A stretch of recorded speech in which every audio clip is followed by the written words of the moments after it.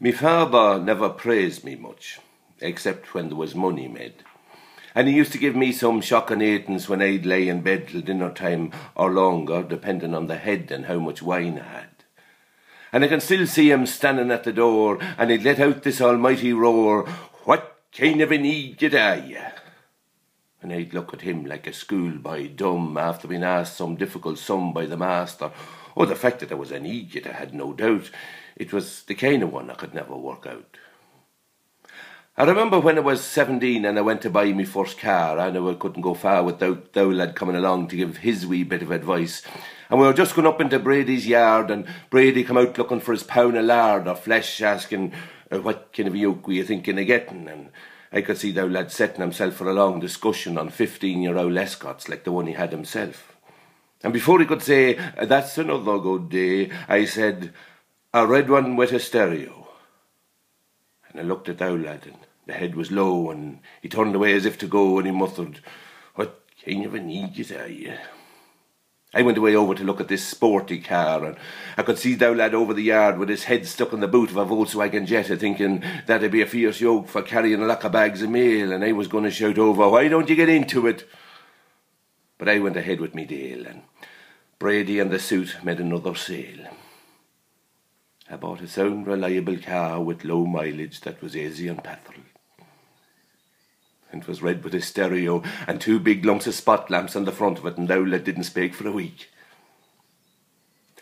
I remember too when I used to play a bit of ball, around the middle of the field mostly. I was tall and strong and good at the freeze. That was before the bad knees and the hamstring trouble. And the lad used to go to every match, and he'd watch every kick and every catch I'd make, or let fall, and then you'd hear him roar and keep your eye on the ball, or "What the hell you at?" Then I got on the Leitrim team. Now for me that was like the realisation of a childhood dream. That's when the lad started to chew the wire and smoke Joe Brady's fags because he had none of his own, and then you'd hear him roar and look at number 9 all alone in the middle of the field. "Would you mark him? Stop running round like an Eeget. How could you play and you not fit? Let the ball do the work, lad, into the square. Long balls, long balls, long balls." And then the ref would blow the whistle for a free against me, and the lad would start to boo, "Boo, boo, boo you, who are you, boo?" He wasn't a great booer.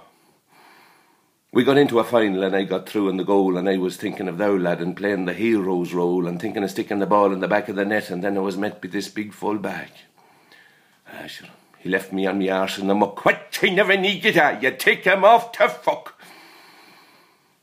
He didn't speak for a month.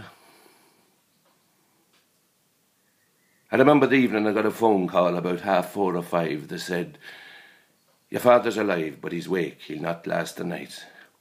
And I remember trembling and shaking all over with the fright and the shock. And I went up to the house as quick as I could, and I prayed for him that night as any son would for his father.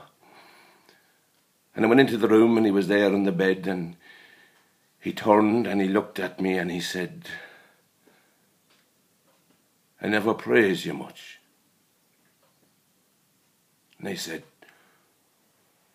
No, you never praise me much." And he seemed to smile and say, "There was often a lack of communication." Aye, there was. There was.